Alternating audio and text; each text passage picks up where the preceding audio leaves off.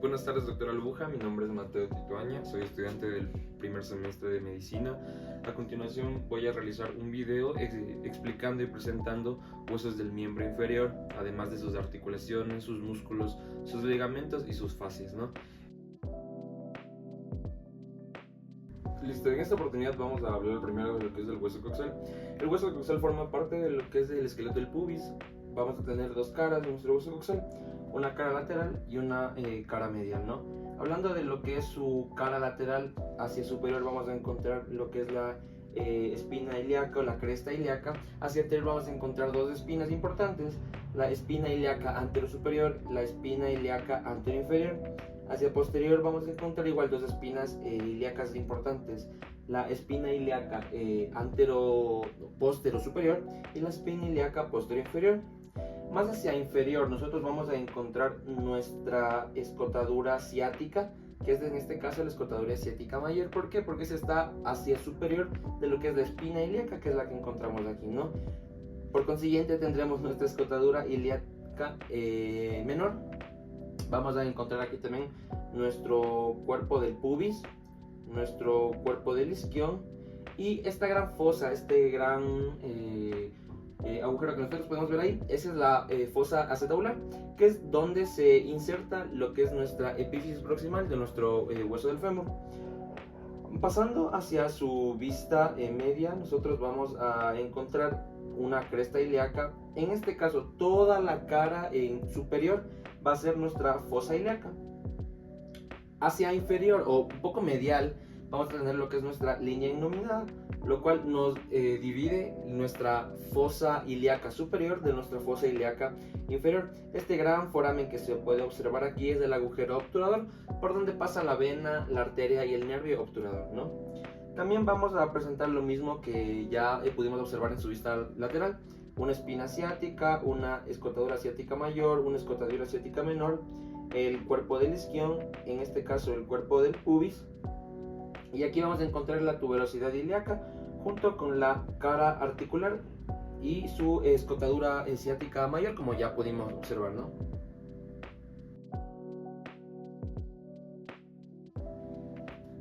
En este caso, continuando con lo que es parte del esqueleto del miembro inferior, vamos a hablar del fémur. La particularidad de este hueso es que es el hueso más largo de todo el cuerpo, ¿no? Y el que se encarga de sostener el peso junto con nuestra rótula y nuestra tibia y nuestro peroné. Vamos a hablar de dos caras, una cara anterior y una cara posterior. En nuestra cara anterior, en nuestra epífisis proximal del hueso del fémur, vamos a encontrar lo que es una cabeza del fémur, una impresión ilíaca, el cuello del fémur, junto con dos trocánteres, ¿no? Un trocánter mayor y un trocánter menor, los cuales van a estar precedidos de una línea intertrocantérica.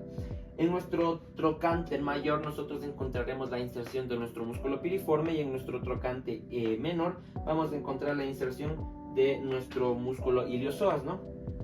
Más hacia inferior vamos a encontrar una cara anterior como tal de nuestro hueso del fémur, y en la epífisis distal vamos a encontrar dos epicóndilos, un epicóndilo lateral, un epicóndilo medial.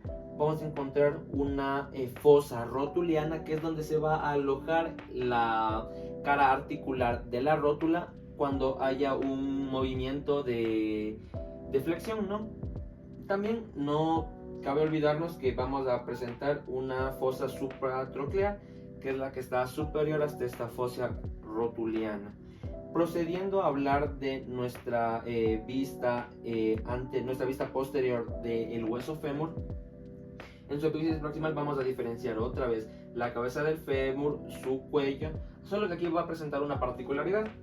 La línea intertrocantérica que nosotros pudimos ver y observar en la cara anterior va a transformarse en una cresta intertrocantérica, ¿no? Y también vamos a tener un trocánter mayor, un trocánter menor y un trocánter mayor. La particularidad de este hueso es que en su cara posterior va a presentar ciertas tuberosidades y crestas, ¿no? Las cuales van en orden.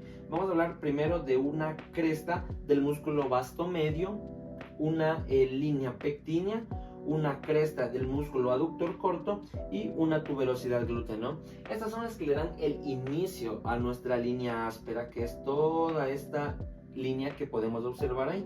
Y en nuestra epífisis distal vamos a encontrar dos epicóndilos, un epicóndilo medio, un epicóndilo lateral. Vamos a encontrar también una cara articular, que es la cara articular rotuliana, y vamos a encontrar también una cara poplítea, ¿no? Que es donde se aloja el músculo popliteo. No hay que olvidarnos que aquí también vamos a encontrar tres tuberosidades que son muy importantes, ¿no? Vamos a encontrar lo que es un tubérculo del músculo aductor, un tubérculo supracondilio medio y un tubérculo supracondilio lateral. Supra, ¿por qué? Porque está hacia superior de los cóndilos. Siguiendo con la rótula, vamos a encontrar dos caras, una cara anterior y una cara posterior, ¿no? Hablando de su cara anterior, lo principal que vamos a encontrar va a ser una base, una cara anterior y un vértice. Mientras que si pasamos a su vista posterior, vamos a encontrar una impresión, vamos a encontrar también nuestra cara articular mediana, nuestra cara articular lateral. Estas son las que se articulan con nuestros cóndilos de la epífisis distal de nuestro hueso del fémur. Y lo mismo exactamente, una base, un vértice y una cara posterior, ¿no? Pasando ahora con la tibia, vamos a igual encontrar dos caras, una cara anterior y una cara posterior, ¿no? En su cara anterior, en la parte superior, vamos a encontrar una área intercondilia anterior. Vamos a encontrar dos caras articulares superiores, en este caso nuestra cara articular superior lateral, nuestra cara articular superior medial, nuestros cóndilos, un cóndilo lateral, un cóndilo medial, y aquí hay la particularidad que encontramos lo que es el tubérculo de Gerdy, ¿no? El tubérculo de Gerdy es nada más que la inserción de tres músculos importantes: el músculo tensor de la fascia lata, el músculo peroneo largo y el músculo tibial anterior, ¿no? Vamos a presentar también una tuberosidad de la tibia. Más hacia, en este caso inferior, vamos a encontrar sus caras, ¿no? Una cara medial, una cara lateral, un borde anterior, un borde medio, y vamos a encontrar nuestro borde interóseo, ¿no? Mientras que pasando con una vista de la parte distal de nuestra tibia, vamos a encontrar únicamente lo que es nuestro maleolo medio, ¿no? Hablando un poco más de, en esta ocasión, de su vista posterior, nosotros vamos a encontrar casi lo mismo, solo que con otros nombres, ¿no? En este caso, nuestra eminencia intercondilia, vamos también a encontrar nuestras dos caras. Nuestra cara, en este caso, la cara articular superior, en esta ocasión medial, y nuestra cara articular superior lateral, ¿no? Esta cara articular va a ser la cara articular peronea. Y vamos a encontrar también nuestros cóndilos, ¿no? Nuestro cóndilo medio, nuestro cóndilo lateral, nuestra línea del músculo sóleo, y vamos hacia, en este caso inferior, nuestra superficie del músculo tibial posterior. Recordemos que nuestra tuberosidad tibial es la que está hacia anterior. Nuestra, en este caso, cresta vertical, nuestro borde interóseo y nuestra superficie del músculo flexor de los dedos largos, ¿no? Más hacia su parte distal de nuestro hueso de la tibia, nosotros vamos a encontrar nuestro maleolo medio, ¿no? Vamos a encontrar dos surcos importantes, ¿no? Primero, nuestro surco del músculo flexor, en este caso del músculo flexor largo del dedo gordo, y nuestro músculo flexor del dedo largo y del músculo tibial posterior, ¿no? Junto con nuestra escotadura peronea.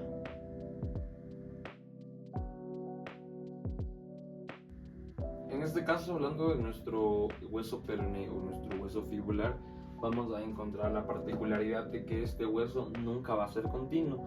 Me refiero a que el hueso va a tener una forma como arrugada, lo cual quiere decir que su cara, o seguramente una línea que empiece en su vista anterior, seguramente termine en una vista posterior, ¿no?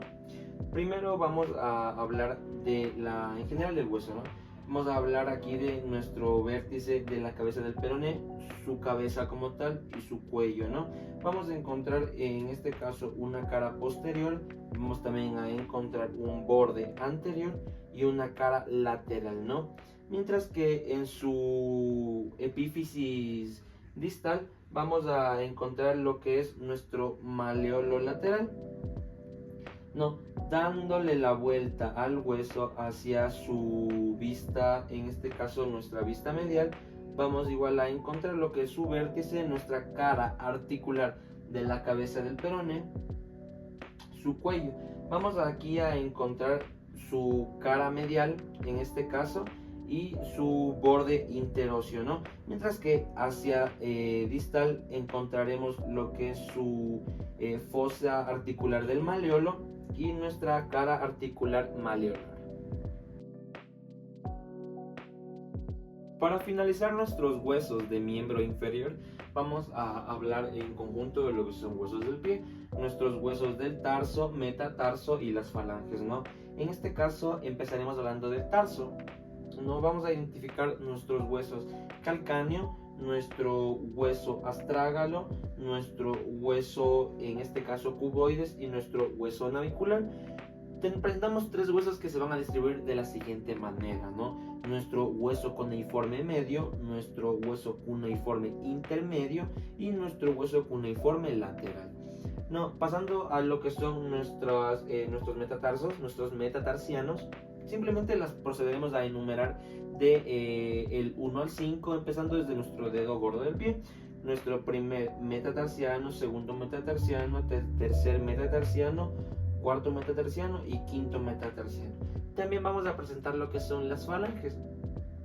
En este caso, al igual o de manera igual que en nuestra mano, no solamente el dedo gordo del pie va a presentar una falange proximal y una falange distal, mientras que las otras partes del hueso sí va a presentar una falange proximal, una falange media y una falange distal, cada una no con su base y con su cara articular. Y con eso hemos concluido lo que son nuestros huesos del miembro inferior. Siguiendo con la temática del video, vamos a hablar en este caso sobre articulaciones, ¿no? Lo que trataremos en esta cuestión van a ser articulaciones de cabeza y cuello, articulaciones del tronco, articulaciones de miembro superior, articulaciones de miembro inferior, ¿no? Enfocándonos primero en lo que son las articulaciones de cabeza y cuello. He realizado una tabla la cual se divide en el nombre de la articulación, el tipo de la articulación, sus superficies articulares, sus movimientos principales y su importancia clínica junto con sus imágenes referenciales, ¿no? Primero, hablando de nuestra articulación temporomandibular, va a ser una articulación de tipo diartrosis sinovial, de tipo gínglimo modificado, la cual podremos encontrar, la cual se va a basar del cóndilo de la mandíbula con nuestra fosa mandibular, la eminencia articular del hueso temporal y va a presentar un disco articular, ¿no? Sus movimientos principales, se enfoca en la apertura y cierre de la mandíbula, de la protrusión y la retrusión junto con la laterabilidad y la estabilidad de la mandíbula. Y pues su importancia clínica, radica que es frecuente en trastornos temporomandibulares junto con luxaciones y artrosis. Mientras que aquí podemos observar una imagen referencial de esa articulación. Procediendo con la articulación atlanto-occipital, esta va a ser de tipo diartrosis sinovial, de tipo condilia, una elipsoidea. Sus superficies articulares se van a encontrar en los cóndilos del occipital, que está en su parte inferior del hueso occipital o de la base del cráneo, junto con sus carillas articulares superiores de la primera vértebra, en este caso de atlas, ¿no? Sus movimientos principales va a ser la flexión, la extensión y la inclinación de la cabeza, más o menos para tener una referencia del movimiento de la cabeza o movimiento así, ¿no? Y su importancia clínica radica en que puede afectarse en traumatismos cervicales junto con una inestabilidad cráneo-cervical. Y aquí podemos observar una imagen referencial, ¿no?, de nuestra articulación atlanto-occipital. Pasando con nuestra articulación atlanto-oxoidea media, va a ser una articulación de tipo diartrosis sinovial de tipo trocoide o un pivot. Su superficie articular va a radicarse en el diente de Axis, que es nuestra segunda vértebra, ¿no?, en nuestra apófisis odontoidea. Dentro de, o bueno, con el arco anterior de la primera vértebra, que es Atlas, ¿no? El movimiento principal de esta articulación va a ser un movimiento de cabeza de no, y su importancia clínica radica en las lesiones del ligamento transverso, que pueden producir inestabilidad y una compresión de la médula, ¿no? Aquí tenemos igual una imagen para tener una referencia. Finalizando con nuestras articulaciones de cabeza y cuello, vamos a tener las articulaciones atlanto-axoideas laterales. Estas van a ser de tipo de diartrosis sinoviales de tipo plana, unas artrodias. Sus superficies articulares van a ser las carillas articulares inferiores de Atlas y de Axis, mientras que su movimiento principal va a ser el deslizamiento, que acompaña la rotación entre la C1, Atlas, y la C2, que va a ser Axis, ¿no? Su importancia clínica radica en que participa en la estabilidad y la unión cráneo-cervical, pero esta puede lesionarse si es que hay traumatismos cervicales.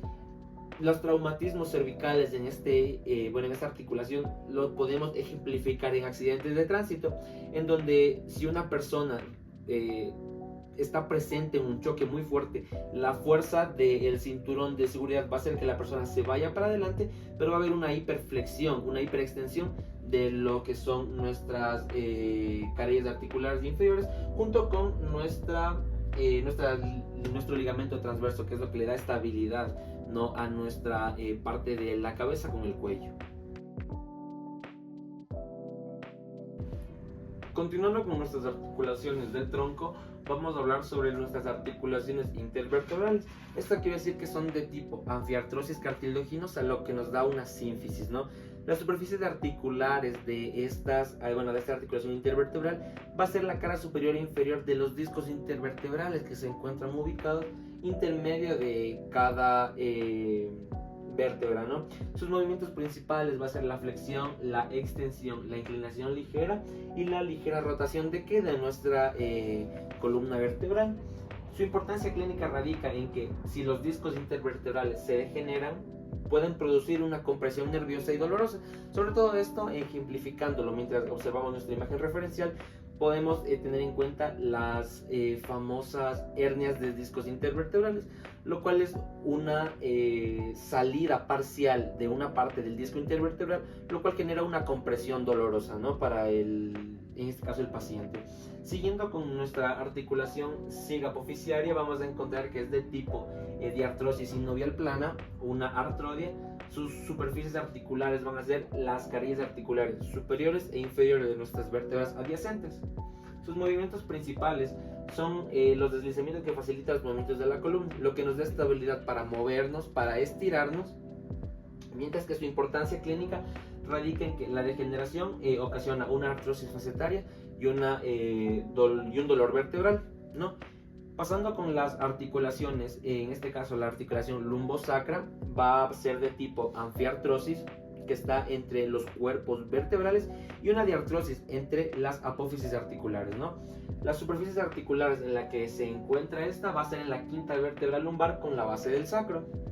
Su movimiento principal en este caso va a ser la flexión, la extensión y la inclinación limitada, lo cual nos da la estabilidad para no caernos ni hacia adelante ni hacia atrás. Su importancia clínica radica en que soporta gran parte del peso corporal al momento de la marcha.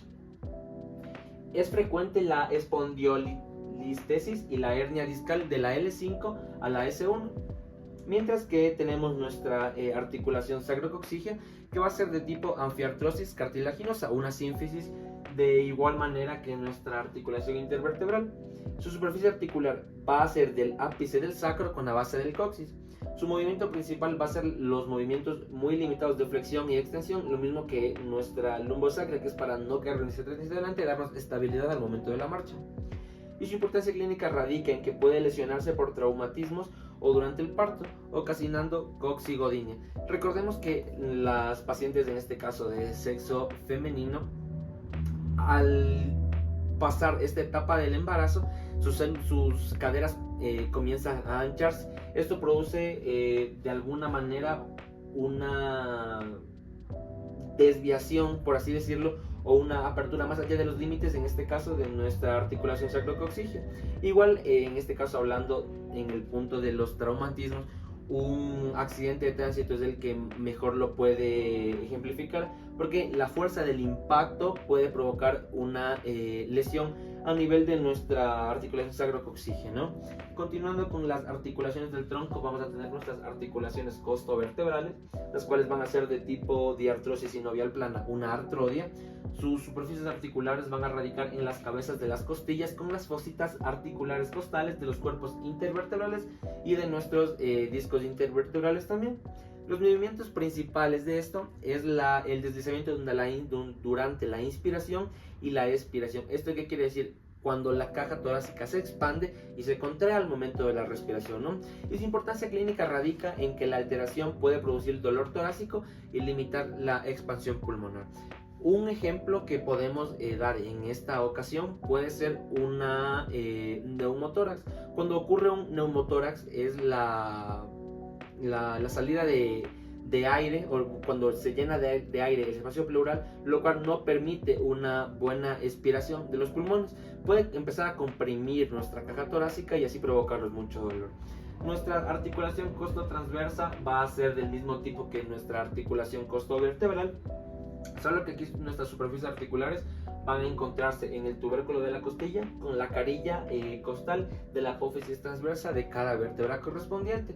Recordemos que en este caso esta articulación costotransversa va a llegar únicamente hacia la vértebra 10. Recordemos que nuestra vértebra 11 y 12 son vértebras flotantes, no articula con la parte del esternón y presenta un muy leve movimiento con su carilla articular de su vértebra, ¿no? Vamos a encontrar como movimientos principales pequeños movimientos de rotación y deslizamiento que acompañan asimismo a la expiración. Eso quiere decir al movimiento de la caja torácica, ¿no? Y su importancia clínica es que participa en la movilidad de la caja torácica y puede lesionarse si existen traumatismos costales. ¿Esto qué quiere decir? Los traumatismos costales se traducen a las pérdida de la continuidad ósea de nuestras costillas. Nuestra articulación costocondral va a ser una articulación sin artrosis cartilaginosa, una sindrocondosis. Su superficie articular se va a hallar en el extremo anterior de la costilla con el cartílago costal correspondiente. Como tal, esta no presenta un movimiento principal, pero su importancia clínica radica en que la inflamación o la lesión puede ocasionar un dolor torácico localizado. Mientras que tenemos nuestra articulación esternocostal, ¿no? Esta va a ser de tipo diartrosis sinovial plana, de la costilla 2 a 7 y de la costilla 1 una sindrocondrosis, ¿no? Sus superficies articulares son los cartílagos costales que están en las escotaduras costales del esternón, ¿no? Esto quiere decir que están en las escotaduras costales hacia lateral de nuestro hueso del esternón. Los movimientos principales son los pequeños movimientos que facilitan la expansión del tórax durante la respiración. Recordemos que nuestra parte del esternón hacia lateral articula con la zona cartilaginosa de las costillas, ¿no? Y su importancia clínica radica en que se afecten traumatismos torácicos y en procesos inflamatorios como la costocondriosis. Con nuestras articulaciones de miembro superior vamos a encontrar nuestra articulación esternoclavicular, que va a ser de tipo diartrosis sinovial en silla de montar con un disco articular. Su superficie articular va a encontrarse en el extremo external de la clavícula con la incisura clavicular del manubrio del esternón y el primer cartílago costal. Sus movimientos principales va a ser la elevación, descenso, la protracción, la retracción y la circundación, ¿no? Y su importancia clínica radica en que es la única unión ósea del miembro superior con el tronco que puede sufrir luxaciones traumáticas. Pasando con nuestra articulación acromioclavicular, va a ser de tipo diartrosis sinovial plana, una artrodia. Sus superficies articulares van a encontrarse en el extremo acromial de la clavícula con la cara articular del acromion. Sus movimientos principales van a ser pequeños movimientos de deslizamiento y rotación de nuestra escápula, y su importancia clínica radica en que puede lesionarse o puede producir la lesión luxación del hombro, que es una separación acromioclavicular, ¿no? Procediendo, tenemos la articulación glenohumeral o nuestra articulación escapohumeral, que va a ser de tipo diartrosis sinovial esferoidea, que va a ser una enartrosis. Su superficie articular está en la cavidad glenoidea de la escápula con la cabeza del húmero. Su movimiento principal va a enfocarse en la flexión, la extensión, la abducción, la rotación medial, rotación lateral y circundación. Y su importancia clínica radica en que es la articulación con mayor movilidad del cuerpo y una de las más propensas a luxaciones. Recordemos que en estas zonas es donde nosotros encontramos la parte del manguito rotador, y es la que nos da el movimiento circular, lateral, de arriba hacia abajo, atrás hacia adelante de nuestro hombro, ¿no? Tenemos nuestra articulación escapulotorácica, que es una articulación fisiológica. Va a ser de tipo no sinovial porque es una articulación funcional. Su superficie articular va a ser la cara costal de la escápula con la pared torácica y va a provocar una elevación, un descenso, una protracción, retracción y una rotación escapular, ¿no? Su importancia clínica radica que es fundamental para la movilidad completa del hombro, y su alteración limita la elevación del miembro superior, si es que el miembro superior lo podemos levantar de correcta manera o si solamente podemos levantarlo hacia la mitad. Esa podría ser un síntoma en este caso de una lesión o de algún traumatismo severo, ¿no? Siguiendo con las articulaciones del miembro superior, tenemos nuestra articulación humerocubital. Esta va a ser de tipo diartrosis sinovial troquear, que va a ser un ginglimo. Su superficie articular va a encontrarse en la tróclea del húmero con la incisura troclear del cúbito o de nuestro hueso ulna. Su movimiento principal, un movimiento de flexión y un movimiento de extensión, y su importancia clínica radica que es la principal articulación del codo. Se afecta en luxaciones y fracturas supracondíleas. Nuestra articulación humero-radial va a ser de tipo diartrosis sinovial esferoidea funcional, que participa con el gínglimo del codo, ¿no? Su superficie articular va a encontrarse en el capítulo del húmero con la fovea de la cabeza del radio. Su movimiento principal va a ser la participación en la flexión y la extensión, junto con la pronación y supinación, ¿no? Y su importancia clínica radica en que puede lesionarse en fracturas de cabeza del radio o traumatismos del codo. Tenemos nuestra articulación radiocubital proximal, lo cual va a ser de tipo diartrosis sinovial trocoide, una articulación de pivote. Su superficie articular va a ser una circunferencia o va a hallarse en una circunferencia articular de la cabeza del radio, con la incisura radial del cúbito y el ligamento anular. Su movimiento principal va a ser la pronación y la supinación, y su importancia clínica radica en que es esencial para la rotación del antebrazo, la cual puede afectarse en la lesión de Montegio. Tenemos nuestra articulación radiocubital distal.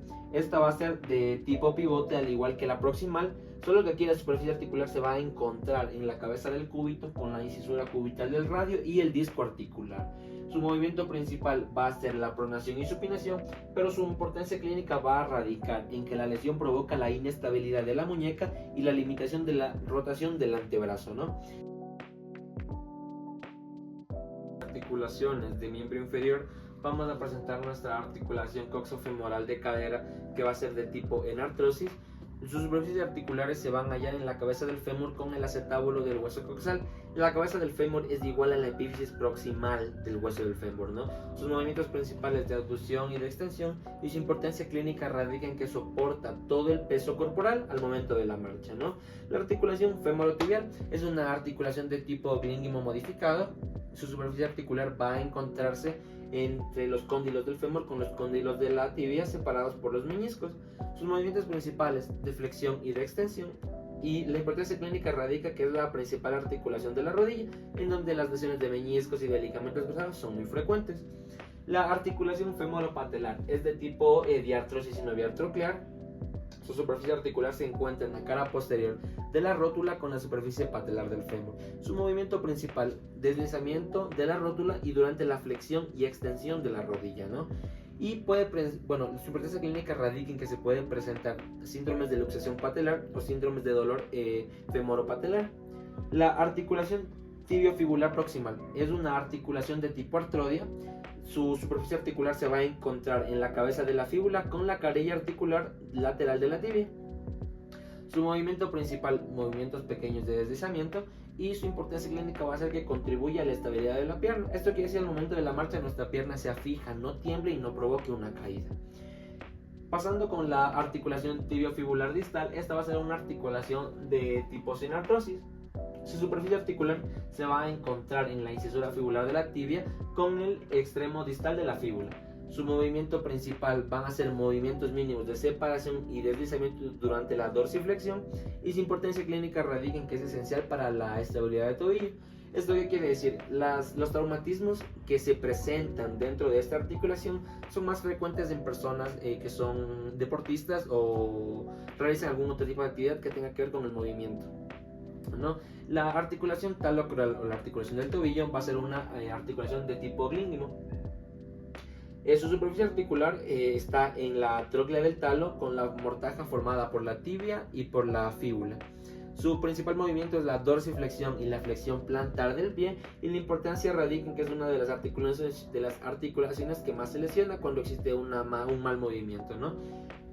Pasando con la articulación subtalar o la talocalcánea, es una articulación de tipo artrodia. Su superficie articular se encuentra en la cadena articular del talo y del hueso calcáneo. Su movimiento principal va a ser la inversión y la eversión del pie, y su importancia clínica radica en que es fundamental para adaptarse a terrenos irregulares. Esto quiere decir a terrenos donde la superficie no sea plana.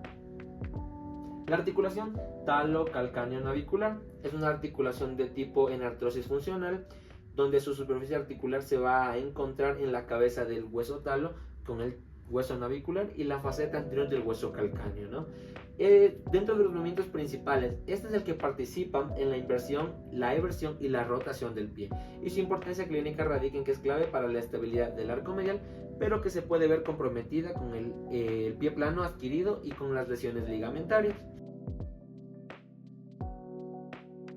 Primero, aquí he puesto una imagen para poder identificar los ligamentos de la articulación temporomandibular, donde tendremos nuestro ligamento lateral, nuestro ligamento esfenomandibular, nuestro ligamento estilomandibular y la cápsula articular que contiene líquido sinovial para el movimiento, ¿no? Hablando ya de los ligamentos como tal, primero tendremos el ligamento lateral, que es el ligamento temporomandibular, con sus inserciones óseas que van desde el tubérculo articular y la raíz del arco cigomático hasta la cara posterolateral del cuello del cóndilo mandibular. Su inervación está, lleva de la mano el nervio del trigémino, el nervio B3. Su irrigación, este se irriga por la arteria temporal superficial y la arteria maxilar, y su función es para reforzar la cápsula articular y limita el desplazamiento posterior e inferior de la mandíbula. Hablando del ligamento esfenomandibular, este va desde la espina del esfenoides hasta la língula del foramen mandibular. Su inervación también se hace por la rama B3 del trigémino. La irrigación está a cargo de la arteria maxilar, y su función es la de actuar como un ligamento accesorio, limitando el descenso excesivo de nuestra mandíbula. Y por último tendremos nuestro ligamento estilomandibular. Este va desde la apófisis estiloides de nuestro hueso temporal hasta el ángulo y borde posterior de la mandíbula o el gonio. Su inervación va de la mano del nervio facial, que es el nervio B7, y el nervio auriculotemporal, que es la lámina del trigémino, el B3, ¿no? Su irrigación está a cargo de la arteria facial y de la arteria occipital, y su función se basa en limitar la protrusión excesiva y contribuye a estabilizar la mandíbula durante los movimientos masticatorios.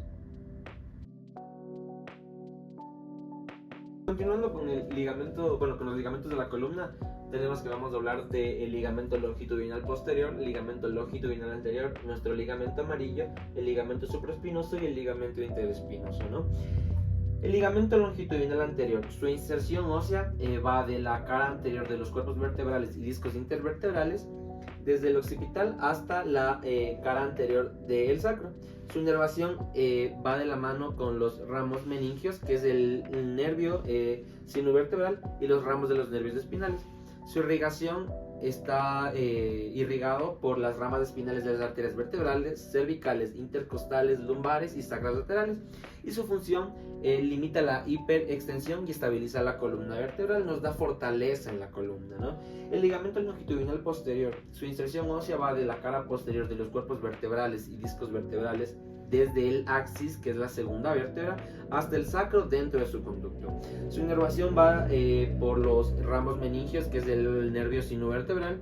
Su irrigación está irrigado por las ramas espinales de las arterias vertebrales, intercostales, posteriores, lumbares y sacras laterales, y su función es limitar la hiperflexión y ayudar a contener los discos intervertebrales. Les da estructura, les da forma. Los ligamentos amarillos. Sus inserciones óseas están entre las láminas de vértebras adyacentes, desde la vértebra C2 hasta el sacro.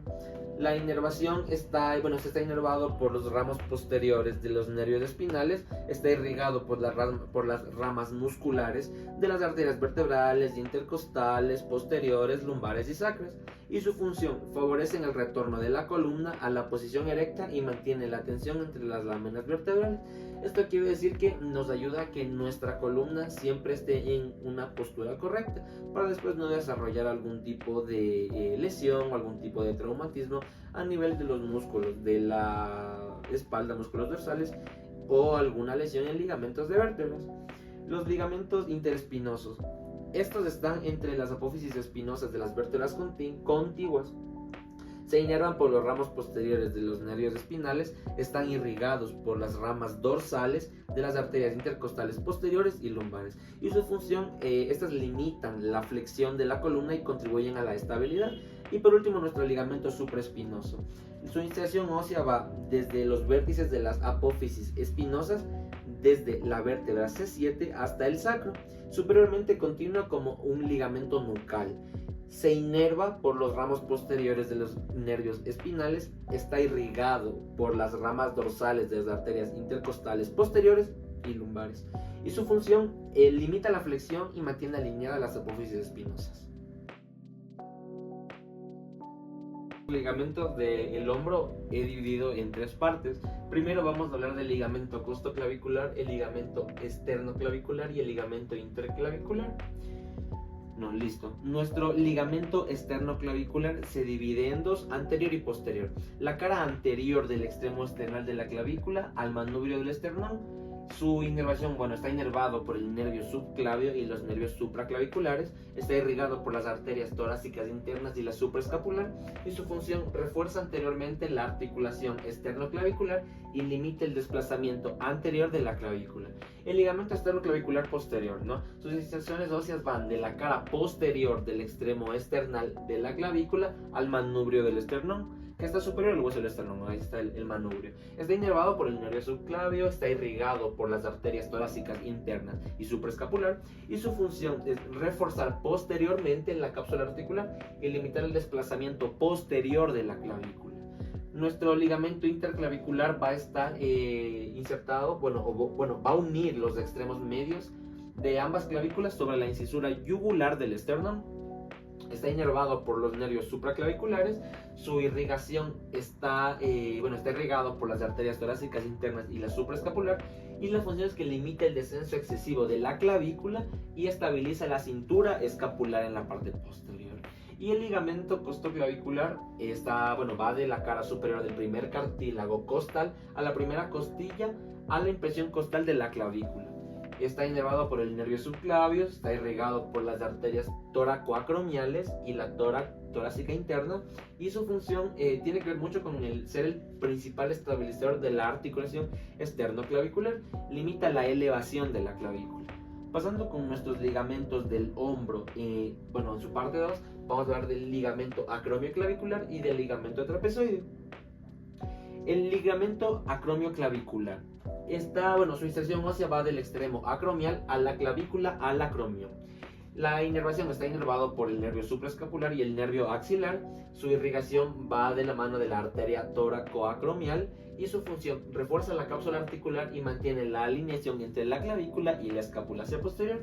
El ligamento trapezoide está insertado en la cara superior de la apófisis coracoides y va hacia la línea trapezoidea de la clavícula. Está inervado por el nervio supraescapular, De igual manera está irrigado por las arterias supraescapulares y la tóraco-acromial, y su función es evitar el desplazamiento medial de la escápula y complementa la estabilidad complejo coracoclavicular. ¿No? Para pasar a hablar de los ligamentos del hombro en la parte 3, nos enfocaremos en el ligamento coracoacromial, coracohumeral, ligamento transverso del húmero, el ligamento glenohumeral superior, medio e inferior. No, tendremos que nuestro ligamento coracoacromial va de la apófisis coracoides hacia el acromión, está inervado por el nervio supraescapular y está irrigado por la arteria supraescapular, ¿no? La función principal es formar el arco coracoacromial y evitar el ascenso de la cabeza del húmero. El ligamento coracohumeral este se inserta de la base de la apófisis coracoides al tubérculo mayor del húmero y hacia su cápsula articular, que está en la cavidad glenoidea. Está inervado por el nervio axilar, está irrigado por las arterias circunflejas humerales y supraescapulares, y su función principal es reforzar superiormente la cápsula glenohumeral y limitar la traslación interior del húmero. El ligamento glenohumeral, en la parte superior tendremos que está insertado desde el borde superior de la cavidad glenoidea al cuello anatómico del húmero. Su inervación va de la mano con los nervios axilares y supraescapulares. Su irrigación está irrigado por las arterias circunflejas humerales y su función es limitar la traslación anterior e inferior de la cabeza humeral. El ligamento glenohumeral medio. Este va a ir del borde anterior de la cavidad glenoidea al cuello anatómico del húmero, como va el de arriba, ¿no? En este caso está inervado por el nervio axilar, su irrigación va de la mano con las arterias circunflejas humerales, al igual que el ligamento glenohumeral superior, y su función va a enfocarse en reforzar la cápsula anterior y estabilizar el hombro durante la abducción. Mientras que el ligamento glenohumeral inferior va a ir del borde inferior de la cavidad glenoidea al cuello quirúrgico del húmero. Va a estar inervado igual por el nervio axilar, va a estar irrigado por las arterias circunflejas humerales, y su función principal va a ser el principal estabilizador del hombro en abducción para poder evitar una luxación anterior. Mientras que por último el ligamento transverso del húmero es está insertado del tubérculo mayor al tubérculo menor del húmero, ¿no? En la línea intertrocantérica. El nervio axilar es el que lo inerva, lo irriga la arteria circunfleja humeral, y su función es que mantiene el tendón de la cabeza larga del bíceps dentro del surco intertubercular. Continuando con nuestros ligamentos de miembro superior, vamos a tener los ligamentos de la muñeca en su parte 1. Nos vamos a hablar del ligamento colateral radial del carpo, el ligamento colateral ulnar del carpo, el ligamento radiocarpiano dorsal y el ligamento radiocarpiano palmar, ¿no? El ligamento colateral radial del carpo, este va a ir de la apófisis estiloides del radio al escafoides y trapecio. Va a estar inervado por el nervio radial superficial, va a estar irrigado por la arteria radial, y su función va a ser limitar la desviación cubital y estabilizar lateralmente la muñeca. El ligamento colateral ulnar del carpo va a ir de la apófisis estiloides de la ulna al piramidal y el hueso pisiforme, ¿no? Va a estar inervado por el nervio ulnar, irrigado por la arteria ulnar, y su función va a ser limitar la desviación radial y estabilizar medialmente la muñeca. El ligamento radiocarpiano palmar va de la cara anterior del radio al hueso escafoides, el hueso semilunar, el hueso piramidal y el hueso grande. Va a estar inervado por los nervios interioso anterior y el ulnar, y va a estar irrigado por las arterias radiales y ulnares.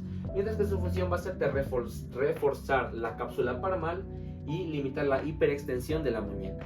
Mientras que tenemos el ligamento radiocarpiano dorsal, este va a ir de la cara posterior del radio al hueso semilunar y el hueso piramidal, mientras que va a estar inervado por el nervio interóseo posterior, irrigado por la arteria interósea posterior, y este va a reforzar la cápsula dorsal y va a limitar la hiperflexión de la muñeca. Hablando de los ligamentos de la muñeca en su parte 2, vamos a hablar sobre el ligamento retinaculoflexor, ligamento intercarpiano palmar y el ligamento intercarpiano dorsal. Vamos a tener el ligamento intercarpiano palmar, que va de las caras palmares de los huesos del carpo adyacentes, ¿no? Va a estar inervado por los ramos articulares de los nervios mediano, radial y ulnar. Va a estar irrigado por los arcos carpianos palmares, y su función va a ser la de mantener la estabilidad del carpo, que es la primera línea de huesos, y coordinar sus movimientos, ¿no? Los ligamentos intercarpianos dorsales Estos van a ir de las caras dorsales de los huesos del carpo adyacentes. Van a estar inervados por los ramos articulares del nervio radial. Su irrigación va a estar a cargo del arco carpiano dorsal y su función va a ser de reforzar las articulaciones intercarpianas y estabilizar al carpo, ¿no? Y por último tenemos el retináculo flexor, que es el ligamento transverso del carpo. Sus inserciones óseas van a ir de los tubérculos del hueso escafoides y el hueso trapecio, del hueso trapecio al pisiforme y gancho del ganchoso. Va a estar inervado por el nervio mediano y el nervio ulnar y va a estar irrigado por las arterias radiales y ulnar. Mientras que su función va a enfocarse en formar el techo del túnel del carpo y mantiene los tendones flexores en su posición. Para hablar de los ligamentos de la rodilla, nos enfocaremos en lo que es el ligamento cruzado anterior, el ligamento cruzado posterior, el ligamento colateral peroneo, el ligamento patelar, el ligamento colateral tibial, el ligamento colateral oblicuo y el ligamento colateral arcuato. Primero hablaremos del ligamento cruzado anterior o del LCA, ¿no? Su inserción ósea va del área intercondilia anterior de la tibia a la cara medial del cóndilo femoral lateral. Estará inervado por el nervio tibial, estará irrigado por la arteria genicular media y su función va a ser evitar el desplazamiento anterior de la tibia y limitar la hiperextensión. El ligamento cruzado posterior o LCP va a ir del área intercondilia posterior de la tibia a la cara lateral del cóndilo femoral medial. Va a ser inervado igual por el nervio tibial, va a ser irrigado por la arteria genicular media y su función va a enfocarse en evitar el desplazamiento posterior de la tibia y estabilizar la rodilla cuando está flexionada. El ligamento colateral tibial o el ligamento colateral medial va a ir del epicóndilo medial del fémur a la cara medial de la fíbula. Va a estar inervado por el nervio safeno, el nervio tibial, va a estar irrigado por las arterias geniculares medial, superior e inferior. Y su función va a ser limitar el estrés en valgo y estabilizar la cara medial de la rodilla, la cara interna de la rodilla. El ligamento colateral fibular, que es el ligamento colateral lateral, va a ir del epicóndilo lateral del fémur a la cabeza de la fíbula.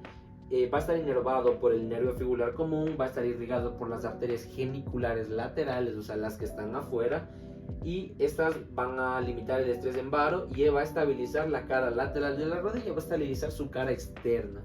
El ligamento patelar va a ir del vértice de la rótula a la tuberosidad tibial. Este va a estar inervado por el nervio femoral, va a estar irrigado por las arterias geniculares inferiores y la función va a ser de transmitir la fuerza del cuádriceps para la extensión de la rodilla. El ligamento popliteo oblicuo va a ir de la expansión del tendón semimembranoso al cóndilo lateral del fémur y su cápsula posterior. Va a estar inervado por el nervio tibial, va a estar irrigado por la arteria genicular y su función va a ser la de reforzar la cápsula posterior e impedir la hiperextensión. Mientras que por último el ligamento popliteo arqueado o arcuato va a ir de la cabeza de la fíbula a la cápsula posterior y cóndilo lateral del fémur.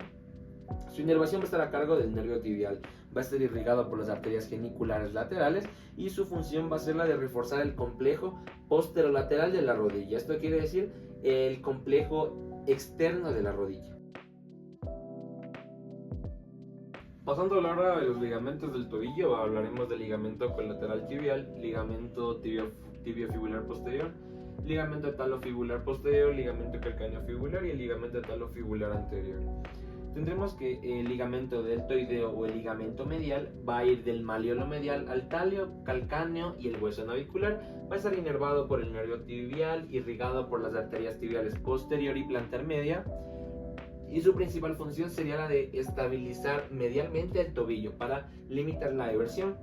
El ligamento talofibular anterior va a ir del maleolo lateral al cuello del talo, va a estar inervado por el nervio fibular profundo, va a estar irrigado por las arterias peronea y tibial anterior y su función va a ser la de limitar la traslación anterior del talo y es el ligamento que más se lesiona en los esguinces, ¿no? El ligamento calcáneo fibular va a ir del maleolo lateral a la cara lateral del calcáneo, va a estar inervado por el nervio sural, va a estar irrigado por la arteria peronea y su función va a ser la de limitar la inversión y estabilizar el tobillo. El ligamento talofibular posterior, sus inserciones van a ser del maleolo lateral al proceso posterior del talo. Va a estar inervado por el nervio tibial, va a estar irrigado por la arteria peronea y su principal función va a ser la de evitar el desplazamiento posterior del talo y reforzar la cara posterior del tobillo. El ligamento tibiofibular anterior Su inserción ósea va a ir de la tibia distal a la fíbula distal, va a estar inervado por el nervio fibular profundo, va a estar irrigado por la arteria tibial anterior y peronea y va a mantener la sindesmosis tibiofibular y la estabilidad de la mortaja del tobillo. Mientras que el ligamento tibiofibular posterior, este va a ir de la tibia distal a la cara posterior de la fíbula distal. Su inervación va a llevarse por el nervio tibial, va a estar irrigado por la arteria tibial posterior y su función es reforzar posteriormente la sindesmosis y evitar la separación de la tibia y de la fíbula o peroné. Continuando con este video, vamos a hablar de lo que son los músculos. En este caso nos enfocaremos en todos los músculos de cabeza y cuello, músculos de miembro superior y músculos de miembro inferior. Empezaremos por los músculos de cara, ¿no? Como ustedes pueden ver, tenemos algunos músculos. Vamos a hablar en este caso del músculo occipitofrontal. Va a tener su origen de la aponeurosis de pie craneal, va a insertarse en la piel y las cejas y la raíz de la nariz, va a ser inervado por la rama temporal del nervio facial, va a estar irrigado por la arteria supraorbitaria y supratroclear y su función va a ser la de elevar las cejas y arrugar la frente, ¿no? El corrugador superciliar, que es el corrugador de la ceja, va a tener su origen en el extremo medial del arco superciliar del frontal, va a ser insertado en la piel de la ceja, va a estar inervado por los ramos temporal y cigomático del nervio facial, que es el nervio B7. Va a ser irrigado por la arteria supraorbitaria y la supratroclear y su función va a ser la de desplazar las cejas medial e inferiormente. El músculo orbicular del ojo va a ir del margen orbitario medial, el ligamento palpebral medial y el hueso lagrimal. Va a estar insertado en la piel alrededor de la órbita y los párpados. Su inervación va a llevarse de la mano de los ramos temporal y cigomático del nervio facial, en este caso del nervio B7. Su irrigación va a estar llevada por las arterias oftálmica, angular e infraorbitaria, mientras que su función va a ser la de cerrar los párpados. El músculo del prócer va a ir, tiene su origen en el hueso nasal y el cartílago nasal lateral, va a estar insertado en la piel de la región de la glabela, va a estar inervado por el ramo temporal del nervio facial, va a estar irrigado por la arteria angular y dorsal de la nariz y su función va a ser la de descender la porción media de las cejas y arrugar la piel sobre el puente nasal. El músculo nasal va a tener su origen en el maxilar lateral de la nariz, va a estar insertado en el cartílago del dorso y del ala nasal. Va a estar inervado por el ramo cigomático y el ramo bucal del nervio facial. Va a estar irrigado por la arteria facial e infraorbitaria y su función va a ser la de comprimir o de dilatar las narinas. Mientras que el elevador del labio superior y del ala de la nariz va a tener su origen en el proceso frontal del maxilar.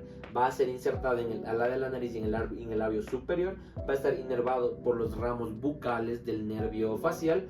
Va a estar irrigado por la arteria facial e infraorbitaria y su función va a ser la de elevar el labio superior y dilatar el orificio nasal.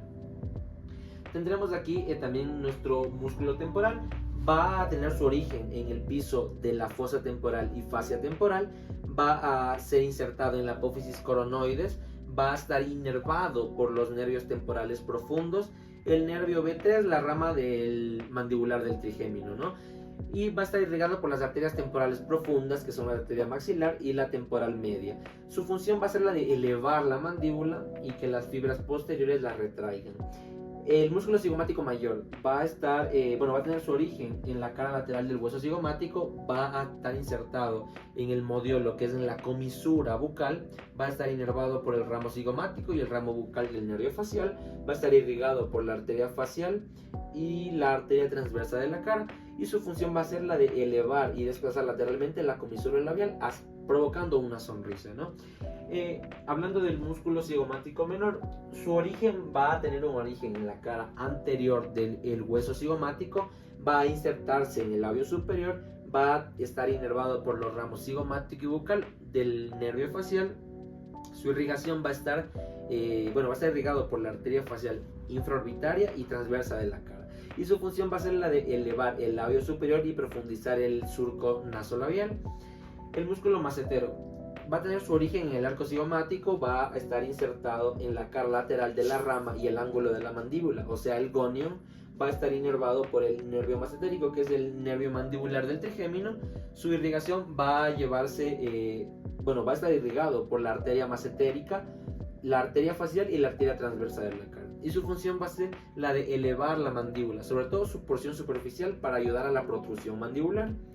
El músculo risorio va a tener su origen en la fascia parotidia y fascia del macetero.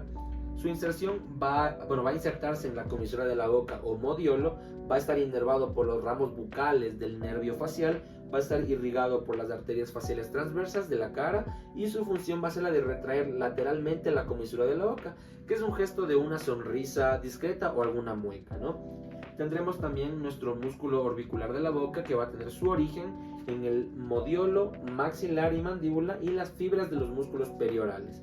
Va a estar insertado en la piel y la mucosa de los labios, va a estar inervado por los ramos bucales y el ramo marginal del nervio facial, va a estar irrigado por la arteria labial superior e inferior, mientras que su función va a ser la de cerrar, comprimir y protruir los labios, esencial para hablar, besar, silenciar o succionar, ¿no?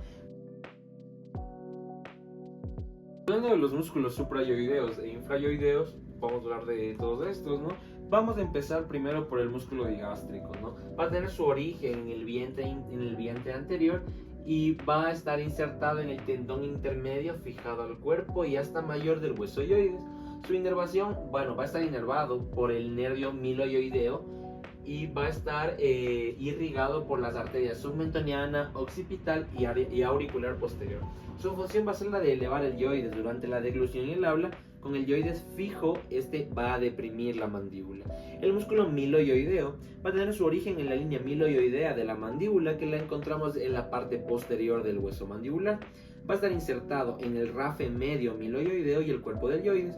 Su inervación va a estar inervado por el nervio miloioideo, que es una parte de la rama del trigémino, en este caso el B3. Va a estar irrigado por la arteria submentoniana y miloioidea, y su función va a ser la de elevar el yoides, el piso de la boca y la lengua durante la deglución y el inicio de la fonación. El músculo genioideo, este va a tener su origen en las espinas mentonianas inferiores, los tubérculos genianos inferiores de la mandíbula. Va a estar insertado en la cara anterior del cuerpo del yoides. Su inervación va a llevarse a cabo por las fibras de C1 a través del nervio hipoglosio, que es del par craneal número 12. Va a estar irrigado por la arteria sublingual y la arteria submentoniana, y su función va a ser la de desplazar el yoides hacia adelante y hacia arriba. Con el yoides fijo, este ayuda a abrir la boca y para deprimir la mandíbula también. Mientras que el músculo estiloioideo va a estar, va a tener su origen en la apófisis estiloides del hueso temporal. Va a estar insertado en el cuerpo del yoides, cerca de la unión con el asta mayor. Va a estar inervado por el nervio facial, en este caso el nervio B7. Va a estar irrigado por la arteria facial, occipital y auricular posterior, y su función va a ser la de elevar y retraer el yoides, alargando el piso de la boca durante la deglución, ¿no? Pasando con los demás, vamos a encontrar con el músculo hiogloso, que va a tener su origen en el cuerpo y hasta mayor del yoides. Va a estar insertado en la cara lateral de la lengua, esto quiere decir su cara externa. Va a estar inervado por el nervio hipoglosio, el par craneal número 12. Va a estar irrigado por la arteria lingual, y su función va a ser la de deprimir y retraer la lengua durante la deglución y durante el habla. Vamos a hablar del músculo omoioideo. Va a tener su origen por el borde superior de la escápula, cerca de la incisura escapular. Su inserción va a estar insertada en el cuerpo de yoides mediante un tendón intermedio. Va a estar inervado por el asa cervical, que va de la vértebra cervical C1 a C3, y va a estar irrigado por la arteria tiroidea superior, la arteria cervical transversa y la supraescapular. Mientras que su función va a ser la de deprimir, retraer y fijar el yoides durante la deglución. El músculo esternoioideo va a tener su origen en la cara posterior del manubrio del esternón y el extremo medial de la clavícula. Su inserción va a insertarse en el cuerpo del yoides, va a estar inervado de igual manera que el omoioideo por el asa cervical, en las vértebras cervicales C1 a C3. Su irrigación va a estar irrigado por la arteria tiroidea superior e inferior, y su función va a ser la de descender el yoides después de la deglución, ¿no? Mientras que por último tendremos lo que es el músculo tiroioideo. Este va a tener su origen en la línea oblicua del cartílago del tiroides. Va a estar insertado en el cuerpo y el asta mayor del hueso yoides. Va a estar inervado por la fibra de la vértebra C1 a través del nervio hipoglosio, que es el par craneal número 12. Va a estar irrigado por la arteria tiroidea superior e inferior, y su función va a ser la de deprimir el yoides o elevar la laringe durante la deglución. Hablando de los músculos del hombro, vamos a hablar de los siguientes músculos, como pueden ver en la imagen, ¿no? Tenemos nuestra tabla. Músculo supraespinoso va a tener su origen en la fosa supraespinosa de la escápula y la fascia supraespinosa se va a insertar en la faceta superior del tubérculo mayor al húmero. Su inervación va a estar inervado por el nervio supraescapular C5-C6, va a estar irrigado por la arteria supraescapular y su función va a ser la de iniciar la abducción del brazo de 0 a 15 grados. El músculo infraespinoso va a tener su origen en la fosa infraespinosa de la escápula y de la fascia infraespinosa. Su inserción va a estar insertada en la faceta media del tubérculo mayor del húmero. Su inervación va a inervarse por el nervio supraescapular C5-C6. Su irrigación va a ser irrigado por la arteria supraescapular y la arteria circunfleja escapular, y su función va a ser la de rotar lateralmente el brazo y estabilizar la articulación glenohumeral que tiene relación con la cavidad glenoidea, ¿no? El músculo redondo menor, su origen va a tener un origen en los 2/3 superiores del borde lateral de la escápula, va a insertarse en la faceta inferior del tubérculo mayor del húmero.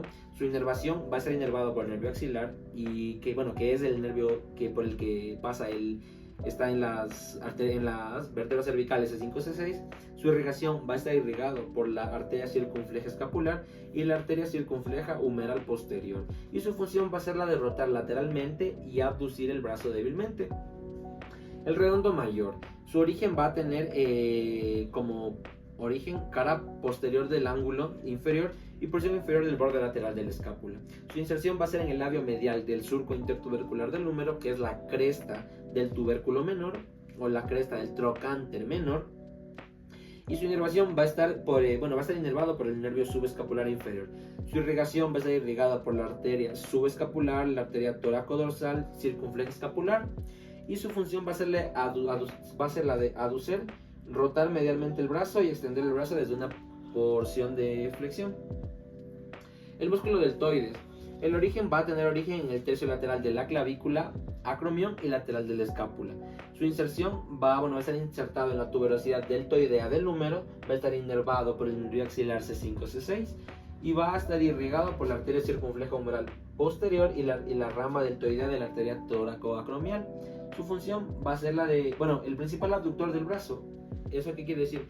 Lo sube de entre 15 a 90 grados, mientras que el músculo subescapular vamos a encontrar su origen en la fosa subescapular de la cara costal de la escápula, mientras que va a estar insertado en el tubérculo menor del húmero de la cápsula de la articulación glenohumeral. Su inervación va a estar inervado por los nervios subescapulares superior e inferior C5-C7. Su irrigación va a estar irrigado por la arteria subescapular, la arteria toracodorsal y la arteria supraescapular, y su función va a ser la de rotar medialmente el brazo y aducir el brazo. Hablando de los músculos del antebrazo, ¿no? Vamos a hablar primero del músculo brachiorradial, ¿no? Va a tener su origen 2/3 proximales de la cresta supracondila lateral del húmero y se va a insertar en la cara lateral del extremo distal del radio proximal a la apófisis estiloides. Su inervación va a estar inervado por el nervio radial, va a estar irrigado por la arteria recurrente radial y la arteria radial, y su función va a ser la de flexionar el codo.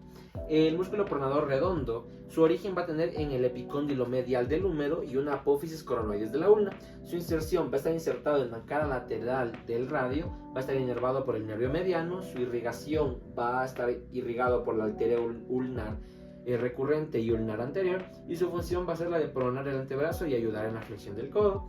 El flexor radial del carpo tiene su origen en el epicóndilo medial del húmero y su inserción en la base del segundo metacarpiano. Su inervación va a estar inervado por el nervio mediano, va a estar irrigado por la arteria radial y ulnar, y su función consiste en flexionar y abducir la mano, ¿no? El palmar largo va a tener su origen en el epicóndilo medial del húmero. Su inserción va a estar insertada en el retináculo flexor y la aponeurosis palmar. Su inervación va a estar inervado por el nervio mediano. Su irrigación va a estar irrigado por la arteria ulnar, y su función va a ser la de flexionar la muñeca y tensar la aponeurosis palmar. El flexor cubital del carpo, su origen va a tener en el epicóndilo medial del húmero y el olecranon de la ulna. Va a tener su inserción en el hueso ciganchoso, en el hueso en el gancho del hueso ganchoso y en la base del quinto metacarpiano. Va a estar inervado por el nervio ulnar, irrigado por la arteria ulnar, y su función va a ser la de flexionar y aducir la mano. Mientras que el flexor superficial de los dedos va a tener su origen en el epicóndilo medial del húmero, ligamento colateral ulnar, apófisis, coronoides y el radio. Va a estar insertado en las falanges medias de los dedos del 2 al 5 y va a estar inervado por el nervio mediano, mientras que su irrigación va a estar irrigado por la arteria ulnar radial, mientras que su función va a ser la de flexionar las articulaciones interfalángicas proximales y ayudar a flexionar la muñeca. Procediendo con los músculos de nuestros miembros inferiores, vamos a empezar primero con los músculos del muslo. Vamos a hablar del músculo ilíaco. Va a tener su origen en la fosa ilíaca, en la ala del sacro y los ligamentos sacroiliacos anteriores. Se va a insertar en el trocánter menor del fémur, va a estar inervado por el nervio femoral, va a estar irrigado por la arteria ilíaca circunfleja profunda y lateral, y su función va a ser la de flexionar y rotar lateralmente el muslo. El músculo psoas mayor, este va a tener su origen en los cuerpos vertebrales, de la vértebra T12 a la L5, los discos intervertebrales y la apófisis transversa lumbar. Va a estar insertado en el trocánter menor del fémur, va a estar inervado en los ramos anteriores de la L1, L3 y va a estar irrigado por las arterias lumbares e iliolumbares. Su función va a ser el principal flexor de la cadera, va a flexionar el tronco.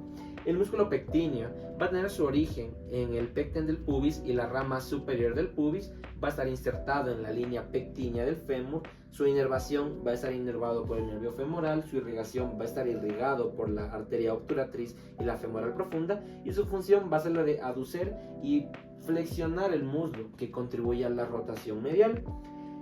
El otro músculo que tenemos aquí es el aductor largo, va a tener su origen en el cuerpo del pubis inferior a la cresta del pubis. Su inserción va a estar insertado en el tercio medio de la línea áspera del fémur, va a estar inervado por el nervio obturador, va a estar irrigado por la arteria obturatriz, y su función va a ser la de participar en la flexión del muslo. Mientras que el músculo grácil va a tener su origen en el cuerpo y rama inferior del pubis, va a estar insertado en la cara medial de la tibia, que es la pata de ganso.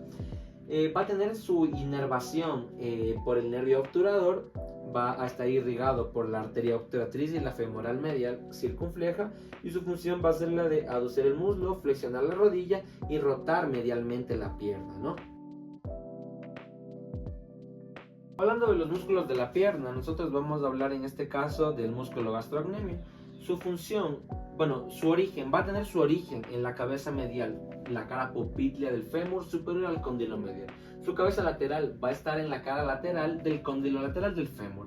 Su inserción, se va a insertar en la cara posterior del hueso calcáneo mediante el tendón calcáneo, que es el tendón de Aquiles. Su inervación va a estar inervado por el nervio tibial, va a estar irrigado por la arteria sural y tibial posterior, y su función va a ser la de flexionar la planta del pie, la flexión de la rodilla y la elevación del talón durante la marcha, ¿no? El músculo sóleo va a tener su origen en la cabeza y la cara posterior de la fíbula, la línea del sóleo y el borde medial de la tibia. Su inserción va a estar insertado en la cara posterior del calcáneo mediante el tendón calcáneo, va a estar inervado por el nervio tibial, va a estar irrigado por la arteria tibial posterior, peronea o fibular y sural. Y su función va a ser la de ser un potente flexor de la planta del pie para mantener la postura. Vamos a hablar del músculo plantar, ¿no? Él va a tener como origen en la línea supracondilia lateral del fémur y el ligamento popliteo oblicuo. Va a estar insertado en la cara posterior del calcáneo, va a estar inervado por el nervio tibial, va a estar irrigado por la arteria poplitea y la arteria sural, mientras que su función va a ser la de ser un débil flexor plantar y un flexor de la rodilla, ¿no? Mientras que el músculo popliteo va a tener su origen en el cóndilo lateral del fémur y el meñisco lateral, va a tener su inserción en la cara posterior de la tibia, va a estar inervado por el nervio tibial, va a estar irrigado por la arteria poplitea y la tibial posterior. Y su función va a ser la de desbloquear la rodilla al iniciar la flexión, rotar medialmente la tibia o lateralmente el fémur. Hablando de los músculos del pie, vamos a tener los siguientes dentro de los principales, ¿no? El músculo extensor del largo del dedo gordo va a tener su origen en el tercio medio de la cara anterior de la fíbula y la membrana interósea. Su inserción va a estar insertado en la base de la falange distal del dedo gordo. Recordemos que nuestro dedo gordo no posee una falange medial, ¿no? Va a estar inervado por el nervio fibular profundo, irrigado por la arteria tibial anterior, y su función va a ser la de extender el dedo gordo, como su nombre lo indica. El extensor largo de los dedos va a tener su origen en el cóndilo lateral de la tibia, la cara anterior de la fíbula y la membrana interósea.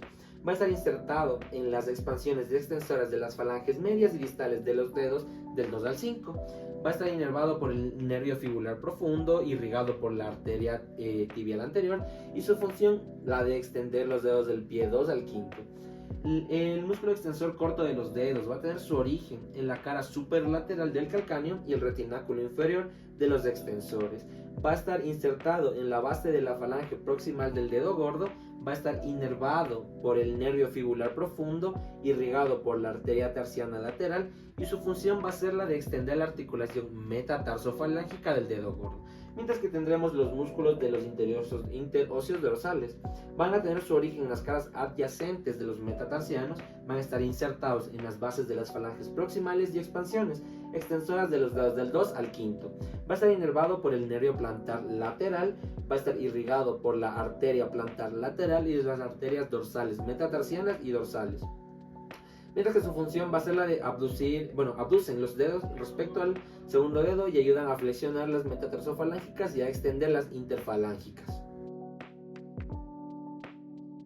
Último punto en este video tenemos lo que son las fascias. En esta ocasión vamos a enfocarnos en tres tipos de fascias, ¿no? Una fascia superficial, una fascia profunda y una fascia visceral.